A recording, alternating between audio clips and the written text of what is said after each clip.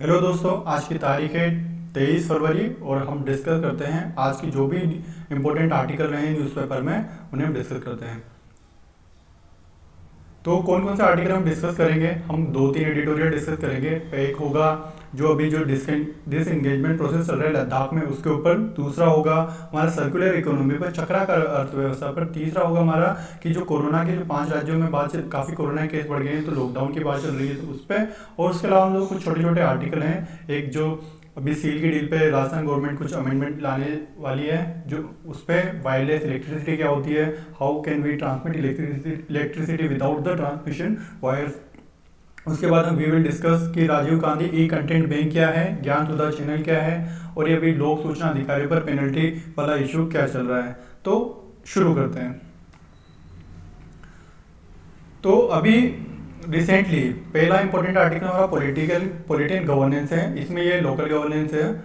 तो local governance में आपने भी देखा होगा कि जो हमारे अर्बन लोकल बॉडीज होते हैं उसमें कई सारे अवैध निर्माण भी होते हैं, कई सारी दुकानें अवैध बनेगी, कई सारे मकान भूखंड वो भी अवैध निर्माण होंगे। तो उसमें क्या होता है कि अवैध निर्माण होने के बाद उसे सील करने का पावर ऑब्वियसली जो नगर निकाय होगा, नगर निगम होगा, या जो लोकल अर्बन लोकल बॉडी होगी उसके पास होगा। सील लगाने के बाद क्या होता है कि जो भी कस्टमर, जो भी पर्सन होगा, वो जो निकाय है उनके ऑफिसर के साथ डील साइन करने की कोशिश करता है कि हाँ भाई 50,000 ले लो, 1 लाख ले लो और मेरी सील तोड़ दो और मुझे अपना निर्माण कार्य आगे बढ़ाने दो, या फिर केस रफा दफा करो। तो ये इससे क्या था कि एक करप्शन डेवलप हो रहा था जो लोकल बॉडीज होती हैं उनमें। इससे एक तो रेवेन्यू का लॉस हो गया और ऊपर से जो अवैध निर्माण हो रहा है उसको भी एक बढ़ोतरी मिल रही है। तो इससे निपटने के लिए क्या होगा, एक 70 साल का जो सबसे बड़ा कदम माना जा रहा है ये राजस्थान का। और जो निर्माण कार्य में अवैध निर्माण में ये करोड़ों का भ्रष्टाचार होता है, कई सारी बिल्डिंगें खड़ी हो जाती है बड़ी बड़ी, उन सबको अगेंस्ट उनको कैसे रोक के सकते हैं हम, उसके लिए ये है। तो इसमें राजस्थान गवर्नमेंट क्या करने जा रही है कि ये जो जितने भी जेडीए एक्ट हो गया या म्यूनिसिपलिटी एक्ट हो गया या फिर जो जितने भी निकाय से रिलेटेड एक्ट हैं, इनमें बिल अमेंडमेंट किया जाएगा। और इनमें जो लोकल ऑफिसर्स होते हैं जिनके पास फिर वापस से सील खोलने का पावर होता है, आप सील तो लगाने का पावर तो इनके पास रहेगा, लेकिन जो सील खोलने का पावर है वो इनसे हटा दिया जाएगा। और इसकी जगह क्या किया जाएगा, एक थर्ड पार्टी ऑथोरिटी को जो बिल्कुल इंडिपेंडेंट होगी उसको ये पावर दे दी जाएगी। तो जो ये थर्ड पार्टी ऑथोरिटी होगी इसी के पास ये फिर गवर्नमेंट परमिशन से सील खोल पाएगी। तो हर साल अब देख लेते क्या है, अब देख ले कितने निकाय हैं हमारे राजस्थान में। हमारे राजस्थान में टोटल 217 निकाय हैं। 217 कितने, 217 कितने, 196 कितने नगर निगम हो गए, परिषद हो गए, पालिका हो गए। और 3 क्या है हमारे विकास प्राधिकरण, कौन कौन सा, जयपुर, जोधपुर, अजमेर। और 18 क्या है, यूआईटी। तो इसमें सील की डील रोकने के लिए नया कानून आ रहा है। अब इसमें एक नया प्रोविजन क्या है, इसमें नया प्रोविजन ये भी है कि पहले क्या होता था कि अगर हमने अवैध निर्माण करवा भी लिया, हमें खुद को शायद नियमों का पता नहीं हो और करवा भी लिया, अगर हमें पता चल जाता है कि हाँ ये अवैध है तो हम उसको तोड़ नहीं सकते थे। अगर एक बार नगर पालिका ने सील लगा दी आपके मकान पर तो हमें फिर वो नगर पालिका के लोग ही आके खोलेंगे। लेकिन अब क्या होगा कि मुझे पता चल गया कि मैंने 10 फुट आगे जगह ले रखी है, मैं इसको वापस तोड़वा देता हूँ, तो अब मैं ये कर सकता हूँ, मैं पहले नहीं कर सकता था। उसके बाद जो थर्ड पार्टी ऑथोरिटी बनेगी वो जांच के लिए आएगी। अगर उसको लगता है कि हाँ मैंने अवैध निर्माण हटा लिया है तो जांच के बाद वो सील हटा देगी। तो इससे क्या होगा, इससे करोड़ों का जो घोटाले होते रहते हैं लोकल बॉडीज में वो कम होंगे। दूसरा, अब जब अर्बन लोकल बॉडी की बात चल रही है तो हम फटाफट से देख लेते हैं कि दिल्ली जैसे कई बड़े शहर हो गए, ऐसे कई सारे जो 122 जो शहर हैं जहाँ पे हवा की गुणवत्ता जो राष्ट्रीय मानक है नेशनल एयर क्वालिटी फ्रेमवर्क उससे बिल्कुल भी उसके जो लोअर लेवल स्टैंडर्ड होती है उनमें है। तो उनमें हवा की क्वालिटी को सुधारने के लिए क्या आया था, नेशनल क्लीन एयर प्रोग्राम। क्या, नेशनल क्लीन एयर प्रोग्राम। अब इसमें क्या लक्ष्य रखा गया है, इसमें लक्ष्य है कि जो 2017 का लेवल है उसके आधार को उसको बेसिस बनाकर 2024 तक हमें 20% तक जो पर्टिकुलर मैटर हैं PM 2.5 PM 10 इनको कम करना है। तो 2024-25 तक हम 20 से 30% कम करेंगे। अब इसके लिए क्या है कि अभी आपने भी देखा होगा कि फाइनेंस जो 15 फाइनेंस कमीशन था उसकी रिपोर्ट के जो लगभग रिकमेंडेशन थे वो सेंट्रल गवर्नमेंट ने मान लिए हैं। तो अब ऐसे जो 42 जो देश के जो 10 लाख से ज़्यादा आबादी वाले 42 शहरों में हर शहर को लगभग 50 करोड़ आवंटित होंगे। अब वो किस लिए होंगे? ऑब्वियसली एयर क्वालिटी को सुधार करने के लिए। तो यहाँ सबसे इंपॉर्टेंट बात ये है कि यहाँ पे एक हर सिटी के हिसाब से अलग अलग प्लान बनाए जाएंगे। ये जो होता है ना कि वन फिट ऑल, तो one size fit all approach अपनाई नहीं जाएगी। तो अब कैसे करेंगे ये लोग? तो ये वहाँ क्या एयर पोल्यूशन को कंट्रोल करने के लिए क्या क्या करेंगे? मल्टी लेवल पार्किंग बनाए जाएंगे, फव्वारे बनाए जाएंगे, साइकिल जोन बनाए जाएंगे, इलेक्ट्रिक वाहनों के लिए चार्जिंग स्टेशन बनाएंगे। तो ये सब ये क्या होगा? हर सिटी को 50 करोड़ मिलेंगे। उसके बाद वो डिसाइड करेगी कि हाँ हमारे यहाँ पोल्यूशन लेवल इतना है अब, और हमें ये स्टेप ले सकते हैं। क्योंकि लोकल कहीं पे इलेक्ट्रिक वाहन फिजिबल होंगे तो वहाँ पे इलेक्ट्रिक वाहन को प्रमोट किया जाएगा। कहीं पे घास, रोड के किनारे घास या ग्रीन कवर बढ़ाया जा सकता है, तो वहाँ पे ऐसे काम किए जाएंगे। और इसका होगा क्या? जो नेशनल क्लीन एयर प्रोग्राम है उसको, उसके जो हमारे लक्ष्य निर्धारित किए हैं उनको प्राप्त करने में मदद मिलेगी। अगला आर्टिकल आरटीआई से है। आरटीआई में क्या है कि आरटीआई पता है 2005 में आया, राइट टू इन्फॉर्मेशन एक्ट। इसमें क्या होता है कि पब्लिक ऑथोरिटी, जो हर डिपार्टमेंट में एक पब्लिक ऑथोरिटी होती है, उसको अगर हम उससे कोई इन्फॉर्मेशन डिमांड करते हैं तो उसको 30 दिनों के भीतर इन्फॉर्मेशन देनी होती है। लेकिन और जो भी पब्लिक ऑथोरिटी होती है, अगर वो इन्फॉर्मेशन प्रोवाइड नहीं करती है तो उसके ऊपर पेनल्टी का भी प्रावधान होता है। तो अभी कैसे ऐसे क्या देखा गया कि जब कई सारे जो डिपार्टमेंट थे उनमें कई लोगों ने आरटीआई लगाई, तो आरटीआई का उनका जवाब नहीं आया, तो उन पे जो पेनल्टी लगनी चाहिए थी उन अधिकारियों पे, जो पीआईओ होते हैं, पब्लिक इंफॉर्मेशन ऑफिसर, उनका जो पेनल्टी लगनी चाहिए थी वो लगी नहीं। तो इससे जो है ना करोड़ों रुपए का नुकसान भी हो रहा था एक तरह से। और एक सबसे इम्पोर्टेंट बात, जो लोग हैं उनको इन्फॉर्मेशन नहीं मिल रही थी। तो ऐसे दोषी लोगों पर कार्रवाई करना जरूरी हो गया था, क्योंकि अगर ऐसे उन पे कार्रवाई भी नहीं कर रहे हैं, उन पे पेनल्टी भी नहीं ली जा रही है और लोगों को इन्फॉर्मेशन भी नहीं मिल रही है, तो ऐसे अफसर है ना फिर अपनी मनमानी करने लग गए थे। तो अब क्या हो गया है, हाई कोर्ट में ऐसा किसी ने पीआई डाली थी, तो उसके आधार पर फिर सूचना आयोग जो हमारा इंफॉर्मेशन कमीशन है वो हरकत में आ गया। और अब जो जिला कलेक्टर हैं उनको ऑर्डर दिए जा रहे हैं कि आप जो भी आपके अधिकारी हैं उनको मासिक बैठक में इस बारे में अवगत कराएं। तो ऐसे सबसे आलसी डिपार्टमेंट कौन से हैं भाई? सबसे आलसी डिपार्टमेंट पंचायती राज विभाग। इनके ऑफिसर बिल्कुल निकम्मे हैं, ये बिल्कुल लोगों को इन्फॉर्मेशन प्रोवाइड नहीं करते हैं। दूसरे नंबर पे स्वायत्त शासन विभाग, तीसरे पे नगर निगम जयपुर। तो ये कोई अच्छी बात नहीं है पंचायती राज विभाग के लिए। और इंटरव्यू आ रहे हैं जो इन डिपार्टमेंट में काम करते हैं, ओबियसली वो देख लो भाई। और नया आर्टिकल है इकोनॉमी से रिलेटेड, मॉनेटरी पॉलिसी से रिलेटेड। तो आपको पता ही होगा कि हमारी एक मॉनेटरी पॉलिसी है, उसका फ्रेमवर्क क्या है, उसका करंट जो मौद्रिक नीति है उसका फ्रेमवर्क यही है कि हाँ 2 से 6 के बीच में हमें इन्फ्लेशन टारगेट करना है। कौन सा इन्फ्लेशन करना है? CPI all India. तो सीपीआई जब हम उपभोक्ता मूल्य सूचकांक को ट्रैक करते हैं 2 से 6% के बीच में। तो यहाँ पे अरविंद सुब्रमण्यम कहना चाहते हैं, अब पहले तो आप ये एक बात देखिए, ये भास्कर का आर्टिकल है और ये डेक्कन हेराल्ड का है। मेरे को थोड़ा उल्टा लगता है कि ये भास्कर वाला बोल रहा है कि सप्लाई के साथ डिमांड पर भी आधारित तो महंगाई का टारगेट। ये बोलता है कि ऑलरेडी हम डिमांड को, तो हमारी जो मॉनिटर पॉलिसी है वो डिमांड ड्रिवन ही है। मतलब हम मनी सप्लाई को कंट्रोल करते हैं कि हाँ बैंकों को रेपो रेट कम कर दिए तो बाजार में मनी सप्लाई बढ़ जाएगा घट जाएगा, तो हम एक डिमांड जो मनी को कंट्रोल करेंगे तो डिमांड कम हो जाएगी, मनी बढ़ा देंगे, मनी पंप कर देंगे इकोनॉमी में तो डिमांड बढ़ जाएगी। तो हम क्या करते हैं, डिमांड को कंट्रोल करते हैं। लेकिन जो सप्लाई साइड वाले फैक्टर होते हैं, जैसे कभी मानसून खराब हो गया, सूखा आ गया, तो इससे क्या होता है कि फूड या फिर कहीं पे जैसे मिडिल ईस्ट में कोई क्राइसिस आ गया तो ऑयल प्राइस बढ़ गए। तो इससे क्या होता है ना कि जो हमारा सीपीआई है, सीपीआई में जो हेडलाइन सीपीआई इन्फ्लेशन है, इसमें 46% तो यही होता है फूड वाला पोर्शन। अब जब ये देखो, जब लगभग आधा तो क्या होता है फूड प्राइस, अब वो फूड प्राइस इतना वॉयलेट करती है, वोलेटाइल होती है कि कभी मानसून पे कभी इस पे, तो ये सीपीआई ऊपर नीचे चलता रहता है। अब इसमें आरबीआई भी क्या करे, अगर मानसून खराब आ गया तो आरबीआई क्या कर सकता है, हम डिमांड साइड को कंट्रोल कर सकते हैं लेकिन हम सप्लाई साइड को कंट्रोल नहीं कर सकते। तो जो हमारे चीफ इकोनॉमिक एडवाइजर हैं मिस्टर सुब्रमण्यम, वो यही कहना चाहते हैं कि अब हमें थोड़ा सा जो नई मॉनेटरी पॉलिसी जो एग्रीमेंट गवर्नमेंट और आरबीआई बीच में साइन करेगी उसको देखना है कि हम कुछ नया प्लान करें।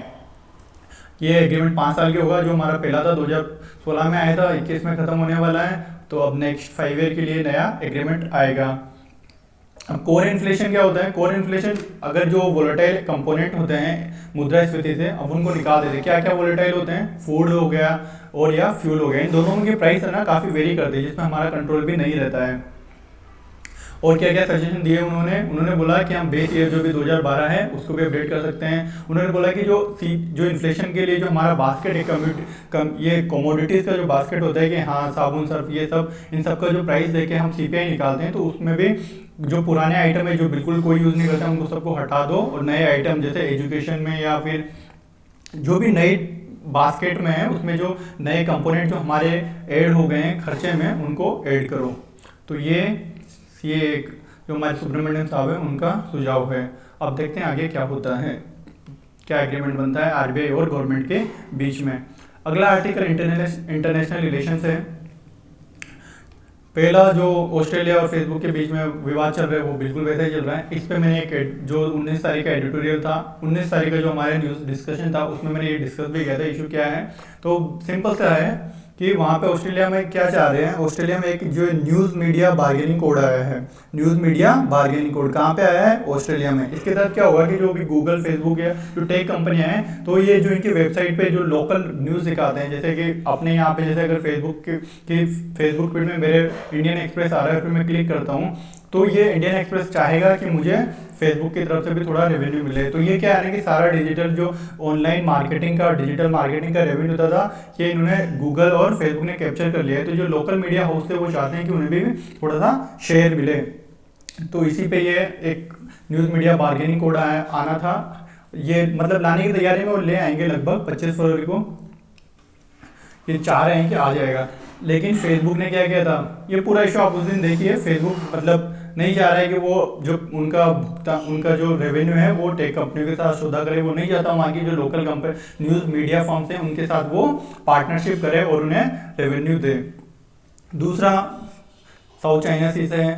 साउथ चाइना सी में आपको पता ही होगा कि चाइना अपने अपने क्लेम लगाता रहता है कि ये सब मेरे हैं, स्पार्टली आइलैंड ये सब। ये तो वियतनाम और इनमें काफ़ी इशू चलता रहता है, वियतनाम हो गया, फिलीपींस हो गया। तो अभी क्या हो रहा है कि अभी से वियतनाम से, चीन से निपटने के लिए वियतनाम भी क्या कर रहा है, एक अपना खुद का आइलैंड बना रहा है। ये एक डिफेंस आइलैंड होगा स्पेशली किसके लिए? चीन से निपटने के लिए। फिर यहाँ पे क्या हो गया, वही ओबियसली इसको मिलिट्री बेस बनाएंगे, और फिर जो यहाँ पे ये भी अपनी सबमरीन रखेंगे, ये भी साउथ चाइना सी में निगरानी रखेंगे कि चाइना की एक्टिविटीज़ क्या हो रही है। तो क्या इंडिया के लिए अच्छा है? बिल्कुल अच्छा है, क्योंकि वियतनाम से हमारे रिश्ते अच्छे हैं और वियतनाम और चाइना के रिश्ते इतने अच्छे नहीं हैं।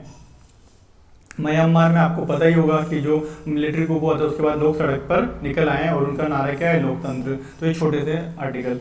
अब अगला आर्टिकल है हमारा Rajiv Gandhi E content bank से और ज्ञान सुधा पोर्टल से। तो ये जो सरकारी कॉलेजों में है,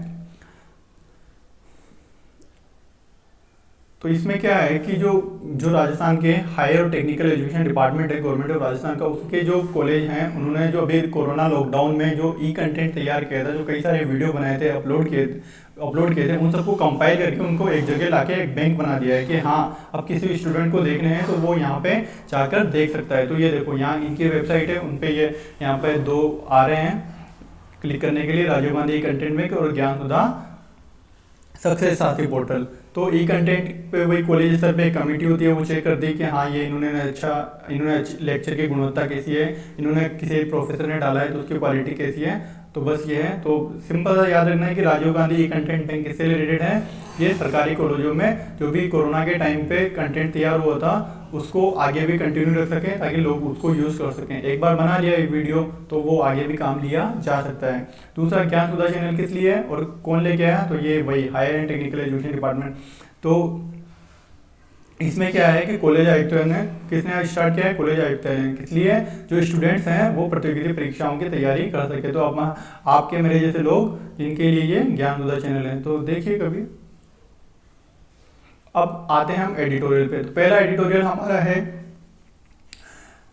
जो चीन और इंडिया का जो डिस्प्यूट चल रहा है लद्दाख में। तो जो डिसएंगेजमेंट प्रोसेस चल रहा है जिसमें चीनी सेना वापस जा रही है, इंडिया वाले भी कुछ वापस आ रहे हैं, तो इसमें कौन जीता कौन हारा इस पे हम बात करेंगे। तो ये शेखर गुप्ता ने लिखा है, द प्रिंट के हैं, थोड़ा बीजेपी के अगेंस्ट लिखते हैं, लेकिन हम इसमें इंपॉर्टेंट बात देख लेते हैं।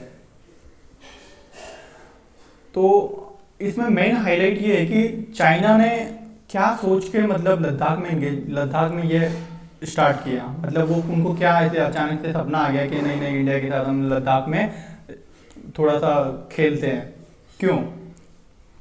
तो अब ये डिसएग्रीमेंट प्रोसेस आपको पता ही होगा कि पहले तो चाइना काफ़ी आगे आ गया था, जो फिंगर 8 से उससे फिंगर 4 तक आने लग गया था, और इंडिया वाले तो पहले पहले पहले फिंगर 4 तक पेट्रोलिंग करते थे, लेकिन चाइना वालों ने ऑब्जेक्शन किया। ऐसे चाइना वाले आ गए तो उन्होंने ऑब्जेक्शन किया, तो इंडिया वाले वापस फिंगर 3 पे आ गए, जो धन सिंह थापा पोस्ट है वहाँ पे, और चाइना वाले भी फिंगर 8 पर वापस आ गए हैं। लेकिन ये सब हुआ कैसे? तो एक याद रखना कि ऑपरेशन स्नो लेपर्ड किससे रिलेटेड है? भारतीय सेना से। क्यों रिलेटेड है? जो पेंगसोंग लेक थी उसके नॉर्थ में तो किसको एडवांटेज हो गया था? चाइना को। और उसके साउथ में जो माउंटेन पीक थे वो हमने कैप्चर कर लिए थे। किस ऑपरेशन के तहत?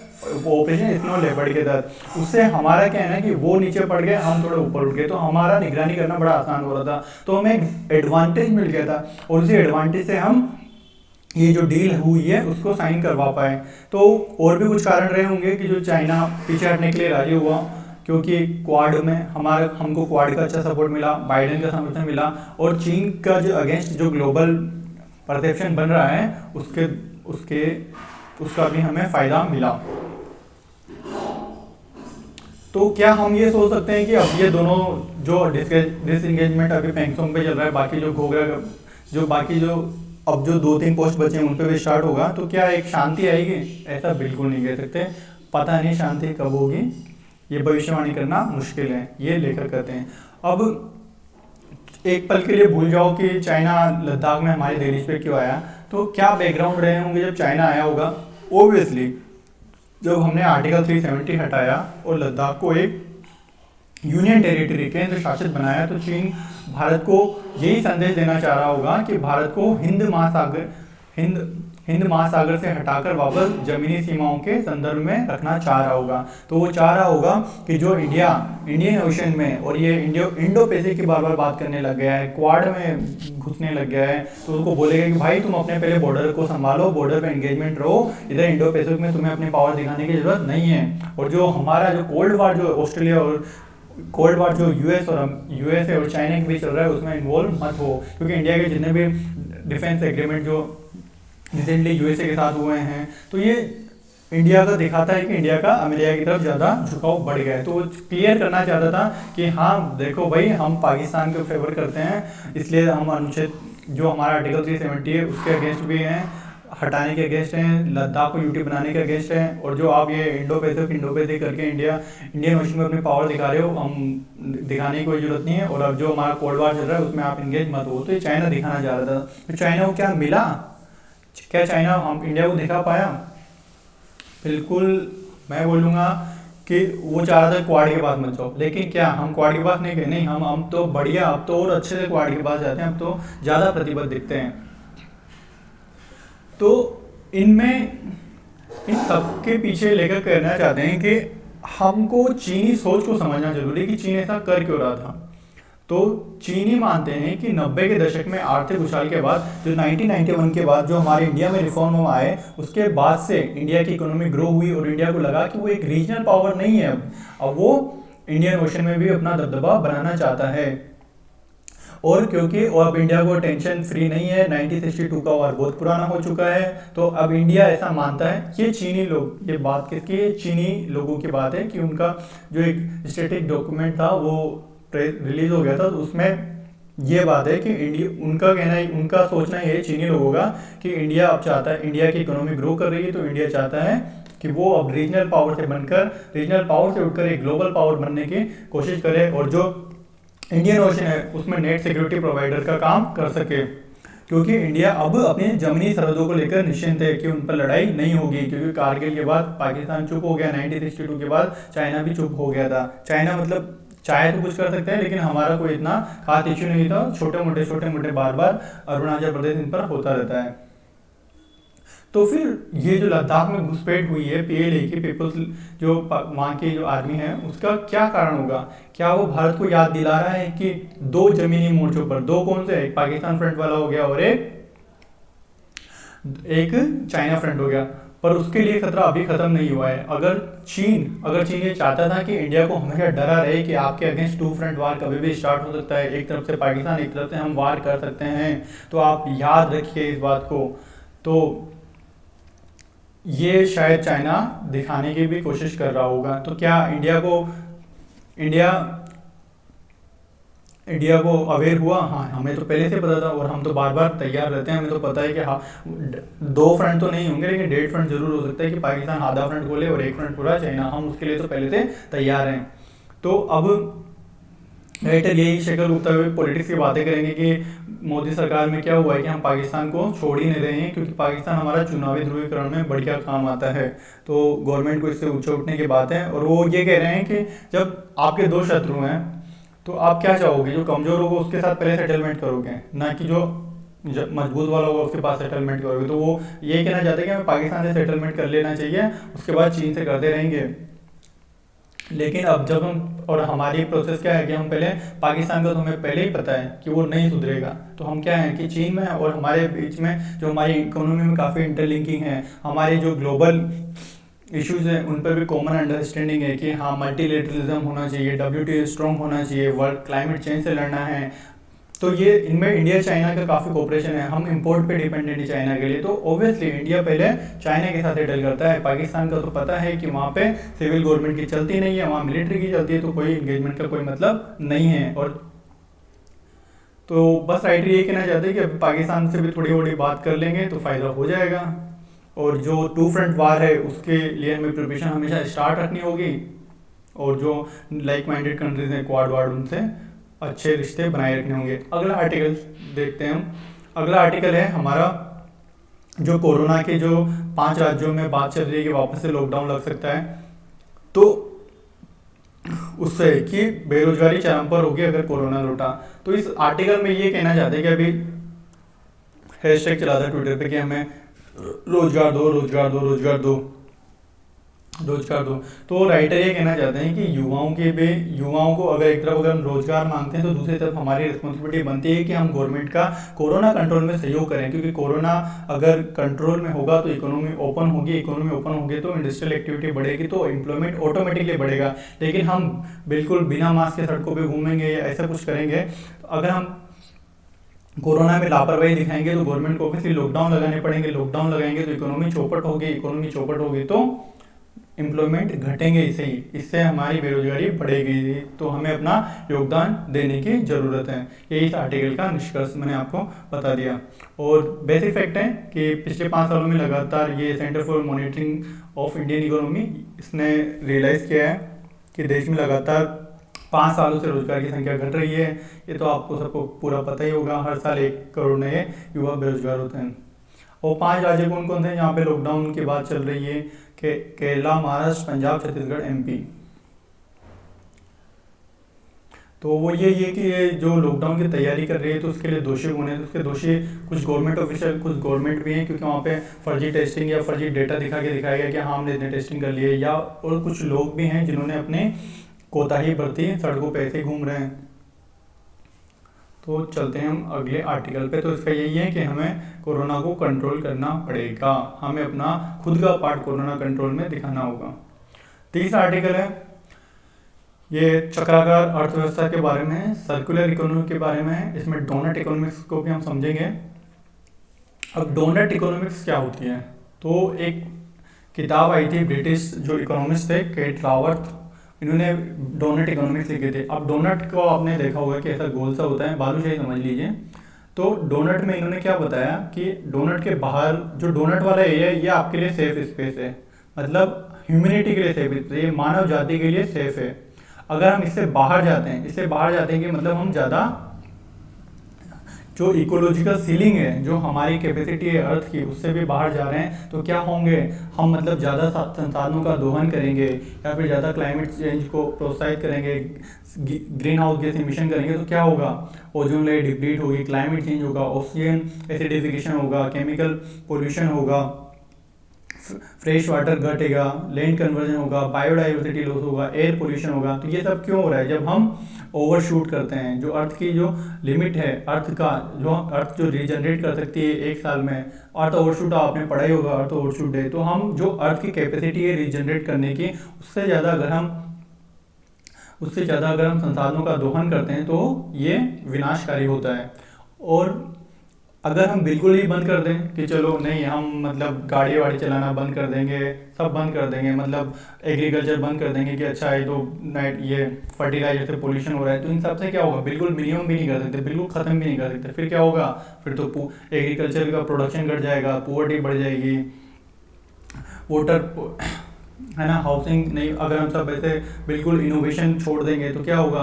जेंडर इक्वलिटी नहीं रहेगी सोसाइटी में, इनइक्वलिटी बढ़ जाएगी, पीस एंड जस्टिस हार्म होगा, क्योंकि लोगों के पास जब इनकम कम हो जाएगी, एजुकेशन पे घटेगा। तो हमें एक ये जो हमारा डोनट है इसमें हमें रहना है, इससे कम जाएंगे शॉर्टफॉल होगा तो दिक्कत, इससे ज़्यादा करेंगे तो दिक्कत। तो यही डोनट इकोनॉमिक्स है। तो जो सस्टेनेबल डेवलपमेंट, जो टिकाऊ विकास है, और जो एनवायरमेंटल बेनिफिट, पर्यावरण हित के लिए कौन कर रहा है? जो एमस्टरडम जो नीदरलैंड की राजधानी है, वहाँ पर सर्कुलर इकोनॉमी अपनाई जा रही है। तो इसका ये क्या है ना, बेसिकली एक अल्टरनेटिव है। जो अभी हमारे जीडीपी का जो अभी हमारे जो ग्रोथ मॉडल है वो क्या है? जीडीपी बेस्ड होता है कि जीडीपी जितना बढ़ेगा, आज 1 ट्रिलियन 2 ट्रिलियन 5 ट्रिलियन हो जाएगा तो ओ हम तो बहुत डेवलप हो जाएंगे। तो क्या ये सस्टेनेबल है? तो सस्टेनेबल होने के लिए इसको चक्राकार होना जरूरी है। तो ये जो एक रेखीय जीडीपी के हम रेखीय पद की बात करते हैं, उसकी जगह में सर्कुलर इकोनॉमी की जरूरत है। अब सर्कुलर इकोनॉमी से आप क्या समझते हो? बेसिकली सर्कुलर इकोनॉमी के हम संसाधनों का अधिक से अधिक यूज कर सकें, उनका जो उनको मतलब एक बार प्रोडक्ट रॉ मटेरियल हुआ, उससे कोई एंड प्रोडक्ट बनाया तो उसका एंड प्रोडक्ट का पहले तो अच्छे से ना निचोड़ के ना पूरा काम ले लो, फिर उसके बाद वो वेस्ट हो जाए तब भी उसको कुछ ना कुछ प्रोडक्टिव यूज़ कर लो, उसको मतलब फेंको नहीं। तो ये बिल्कुल सर्कुलर की मतलब कुछ भी वेस्ट होना नहीं चाहिए, जो वेस्ट होता है वही हमारा रॉ मटेरियल बन जाता है।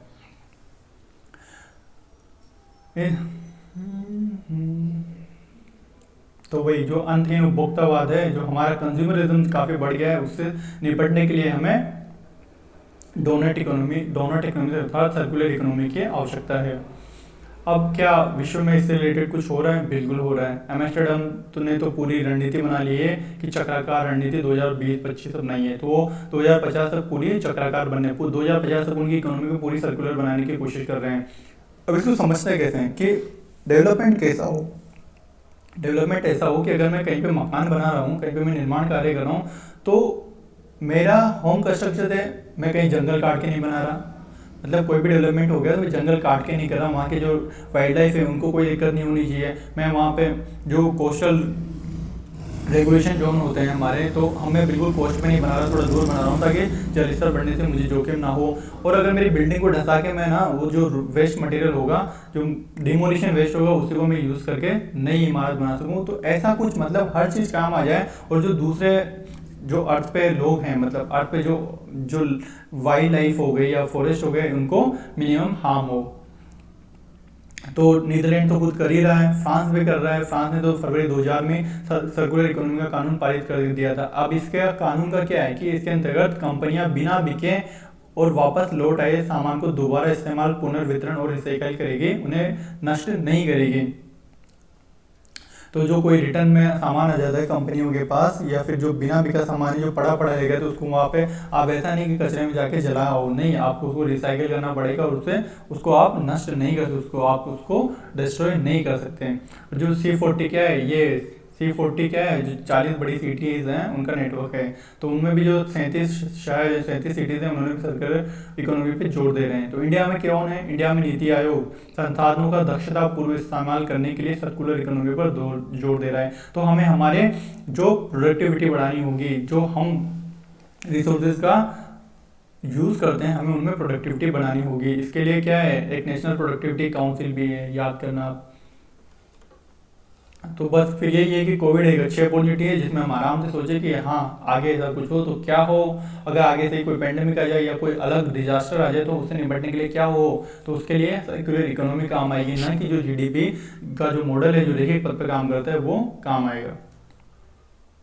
अगला आर्टिकल चलते हैं हम। अगला आर्टिकल वायरलेस पावर ट्रांसमिशन के बारे में। तो न्यूजीलैंड में क्या हो रहा है कि वायरलेस बिजली की तैयारी कर रहे हैं। तो ये अभी IAS यूपीएससी में 2019 में प्री में क्वेश्चन भी आया था, एक ऑप्शन में था वायरलेस बिजली क्या पॉसिबल है, बिल्कुल है। तो इसमें क्या करते हैं हम, कौन सी वेव यूज़ करते हैं, माइक्रोवेव। माइक्रोवेव की जो बीम होती है, मतलब उसको हम क्या बोलेंगे, पावर बीमिंग। पावर बीमिंग से ही क्या है, इलेक्ट्रिसिटी पहुंचाई जाएगी। तो क्या ये अभी की टेक्नोलॉजी है? नहीं, ये बहुत पुरानी है। ये नासा ने पहले भी यूज़ की है और अभी जो न्यूजीलैंड में इसको ट्राई करने की कोशिश कर रहे हैं। तो हम डिस्कस करें, आपको थोड़ा सा बिल्कुल फिजिक्स का पता होगा कि इसमें क्या है, कुछ नहीं, सिंपल सा है कि पहले एक हमारा जो एक पावर सोर्स होता है, मतलब एक पावर सोर्स होगा, अब उसमें इलेक्ट्रिकल करंट दूंगा मैं। अब वो इलेक्ट्रिकल करंट वेरिंग होगी, मतलब विद्युत क्षेत्र जो बदलता हुआ होगा। तो जब विद्युत क्षेत्र बदलता है तो क्या होता है, चुंबकीय क्षेत्र उत्पन्न होता है। अब जब मैं चुंबकीय क्षेत्र ये फैलेगा, मतलब जो मेरी इलेक्ट्रोमैग्नेटिक रेडिएशन है, तो जो दूसरी मेरी डिवाइस है जिसको मुझे चार्ज करना है या जिसको मुझे इलेक्ट्रिसिटी चलानी है, तो उसमें क्या होगा, यहाँ पे चुंबकीय क्षेत्र में परिवर्तन हो रहा है। तो फेराडे का लॉ पता है आपको? नहीं पता है तो वो भी कोई दिक्कत नहीं है। तो यहाँ पे क्या होगा, सिंपल सा है कि इलेक्ट्रिक फील्ड में चेंज होता है तो मैग्नेटिक फील्ड बनता है, मैग्नेटिक फील्ड में दिक्कत चेंज होता है तो इलेक्ट्रिक फील्ड जनरेट होता है। तो मतलब दोनों कपलिंग चलती है यहाँ पे। तो पहले मैंने इलेक्ट्रिक बदलता हुआ इलेक्ट्रिक फील्ड भेजा, मैंने बदलती हुई करंट भेजी, तो क्या हुआ, मैग्नेटिक फील्ड जनरेट हुआ, वो बदलता हुआ। अब ये मैग्नेटिक फील्ड जो दूसरी डिवाइस है उसमें ऐसे पास हुआ तो क्या होगा, इलेक्ट्रिक करंट जनरेट होगी और इससे हमारा जो लोड है, हमारा जो भी जिसको हमें चार्ज करना है, वो वहाँ पे इलेक्ट्रिसिटी आ जाएगी। तो ये जैसे कि ये पावर ट्रांसमिटिंग सिस्टम है, ये ट्रांसमिटिंग सिस्टम है, ये रिसीविंग वाला सिस्टम है, हमें इसको चार्ज करना है। तो क्या होगा, मैं यहाँ से सिग्नल भेजूंगा और यहाँ से माइक्रोवेव हाई पावर की आएगी और ये सिस्टम मेरा चार्ज हो जाएगा। तो क्या क्या होता है इसमें, इसको वायरलेस पावर ट्रांसफर भी बोलते हैं। तो इसमें क्या क्या होता है, एक ट्रांसमीटर डिवाइस होगी और एक रिसीवर डिवाइस होगी। क्या होगा बीच में, टाइम वेरिंग इलेक्ट्रिक, जो समय के साथ बदलती हुई विद्युत धारा मैं भेजूंगा, उससे क्या होगा, रिसीवर पे इलेक्ट्रिक लोड पे करंट आ जाएगी।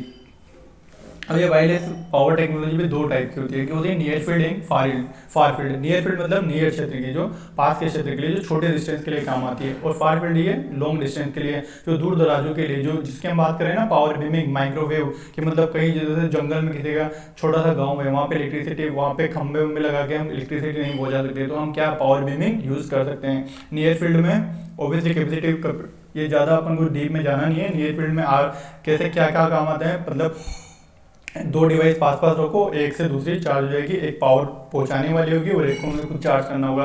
तो ये RFID टैग किस पे काम करता है, नियर फील्ड कम्युनिकेशन, वो ये सब उस पर काम करती है नियर फील्ड पे। दूसरी फार फील्ड में मैंने बता ही दिया आपको। फार फील्ड में क्या है, जैसे कि मान लो मैं सोलर सैटेलाइट हूँ, सोलर से मेरा कोई पावर सैटेलाइट है कोई, है ना। अब वो सोलर लाइट से ना चार्ज हो रहा है, अब उससे मुझे यहाँ पे अर्थ पे इलेक्ट्रिसिटी लेनी है, तो इसके लिए मैं क्या यूज़ करूँगा, फार फील्ड मतलब पावर बीमिंग।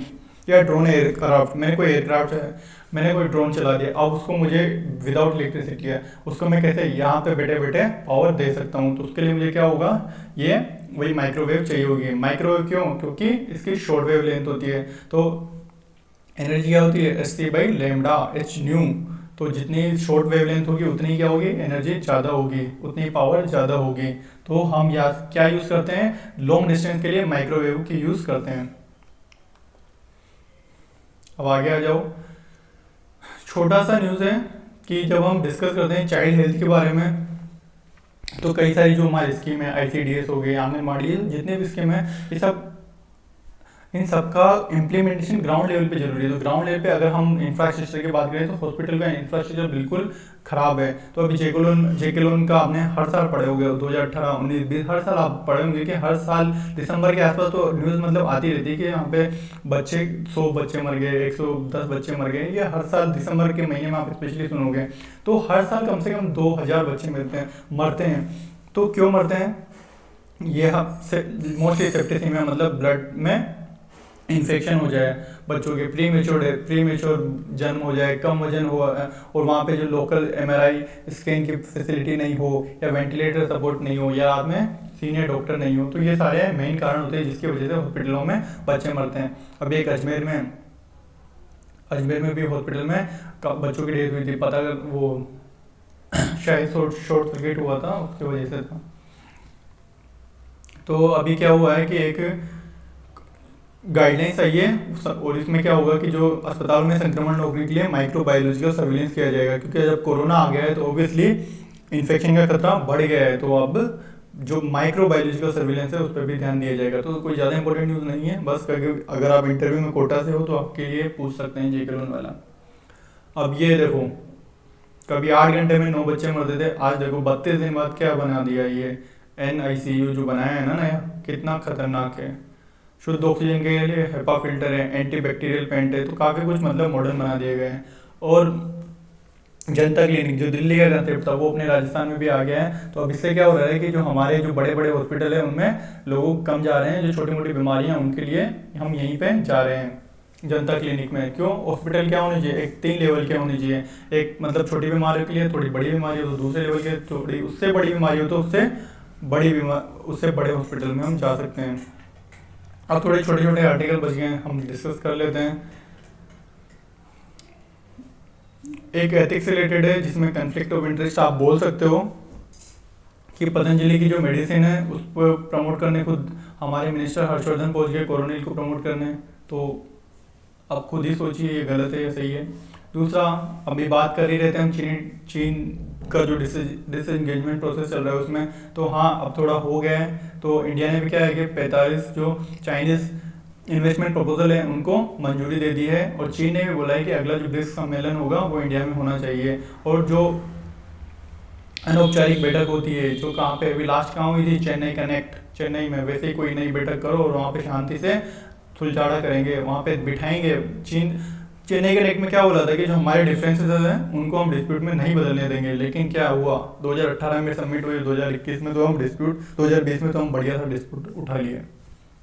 और छोटा सा आर्टिकल है कि अभी ये चल रहा है ना कि एक देश एक राशन कार्ड है ना, तो एक देश एक मार्केट, तो उसी के तर्ज पे घर खरीद एक देश एक विधान। अब सब उसका भी उस पर भी एक करार होना चाहिए। तो जो बिल्डर और बायर के बीच में जो एग्रीमेंट होता है वो पूरे इंडिया में एक होना चाहिए। क्या इंडिया में कहीं जगह कानून, कहीं राजस्थान में क्या कानून हो सकता है, क्या शर्तें हो सकती है बिल्डर और कस्टमर एग्रीमेंट में, महाराष्ट्र में अलग हो सकती है। तो ये एक हर जगह एक होना चाहिए, ताकि अगर मैं लोकल राजस्थान का कस्टमर हूँ और मैं सोचूंगा कि अच्छा यहाँ की कंडीशन तो राजस्थान में जो बिल्डर ये कंडीशन रखते होंगे, अब क्या पता मैं मुंबई में फ्लैट खरीद रहा हूँ लेकिन वहाँ पे कुछ कंडीशन अलग हो। तो इन सब पे निपटने के लिए एक जैसा करार होना चाहिए। और ये अपन जो वायरलेस पावर ट्रांसमिशन की बात कर रहे थे, अब यहाँ पे देखो ये इलेक्ट्रिक व्हीकल है, यहाँ पे पावर प्लेट है, यहाँ से इसको चार्जिंग हो गई, यहाँ से ये चार्जिंग होगा। तो आज के लिए इतना ही।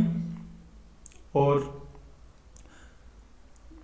और और तो ये है कि जो इंडियन एक्सप्रेस और द हिंदू के एडिटोरियल होते हैं उनको भी मैं फॉलो करता हूँ। तो आप डरिए मत कि इंग्लिश अखबार के न्यूज़पेपर की जो अच्छे एडिटोरियल हैं वो चूक जाएंगे, नहीं, उनको हम इशू बेस पर डिस्कस करेंगे। मैंने अभी थोड़े दिन पहले एक वो इशू सीडिशन का भी डाला था, अभी कल ही मैंने डिस्कस इंटरफेथ मैरिज का किया था। तो उसमें आप ढंग से देखोगे ना तो पिछले जो 4-5 एडिटोरियल जो द हिंदू में 2-3 महीने से आए हैं उनका कंपाइलेशन है। तो ऐसे ही जब दैनिक भास्कर में या हिंदी में कोई एडिटोरियल आएगा तो मैं उसको कंपाइल करके डाल दूंगा। तो आज के लिए इतना ही, थैंक यू।